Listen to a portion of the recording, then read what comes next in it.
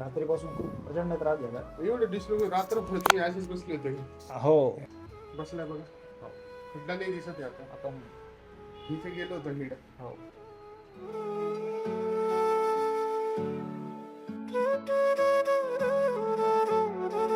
हो ज्यावेळेस मी इकडनं पुढे गेला ना त्यावेळेस तो प्रॉपर जागी पुन्हा प्लेस झाल्याचं मला जाणवलं.